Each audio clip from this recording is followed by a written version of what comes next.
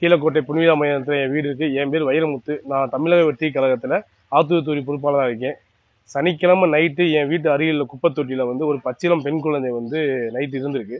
அந்த பச்சிளம் குழந்தை நைட்டு யாருமே சரியாக பார்க்காத சூழ்நிலை ஞாயிற்றுக்கிழமை காலையில் சினாவட்டி பேரூராட்சியிலிருந்து குப்பை அள்ளும் பணியாளர்கள் வந்து பார்த்தபோது அந்த குழந்தைய பார்த்துட்டு அதிர்ச்சி அடைஞ்சாங்க. அதிர்ச்சி அடைஞ்சதில் பக்கத்து வீட்டில் பக்கத்து ஆளுகளை சொல்லி விஷயங்களை வந்து சினாவட்டி பேரூராட்சியில் பணிபுரியும் கலைப்பிரியாட்ட வந்து சொல்லியிருக்காங்க. கலைப்பிரியா வந்து ஃபோட்டோ எடுத்து அவங்க பஞ்சாயத்து போர்டு மேலேட்ட சொல்லியிருக்காங்க. அதுக்கப்புறம் இந்த குழந்தை வந்து என்ன ஆச்சு ஏதாச்சுன்னு தெரியல.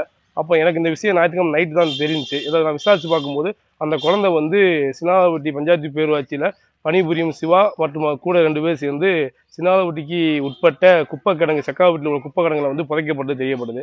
இது எதனால வந்து இந்த குழந்தை எப்படி செத்துச்சு, குழந்தை எப்படி இங்கே வந்துச்சு, இது வரைக்கும் எந்த நடவடிக்கை இல்லை. காவல்துறைக்கும் பஞ்சாயத்து போர்டிலேருந்து சினாவட்டி பேரூராட்சி அதிகாரி இது வரைக்கும் எந்த ஒரு தகவலும் தெரிவிக்கலை. இந்த கொலை சம்பவமாக வந்து ஏன் சினாவட்டி பேரூராட்சி நிர்வாகம் மறைக்குது, இந்த கொலை எப்படி நடந்துச்சு, இந்த குழந்தை யாரோட குழந்தை, இதை வந்து கண்டிப்பாக வந்து தமிழக அரசு உரிய நடவடிக்கை எடுத்து கண்டுபிடிச்சு குற்றவாளி மேலே நடவடிக்கை எடுக்கணும்.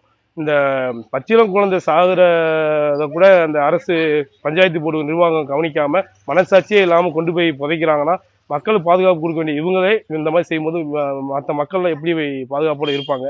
மக்களுக்கு பாதுகாப்பு வேணும். இந்த மாதிரி விஷயங்கள் இனிமேல் நடக்காமல் இருக்கிறதுக்கு தமிழ்நாடு அரசும் காவல்துறையும் சேர்ந்து நடவடிக்கை எடுக்குமாறு கேட்டுக்கொள்கிறேன்.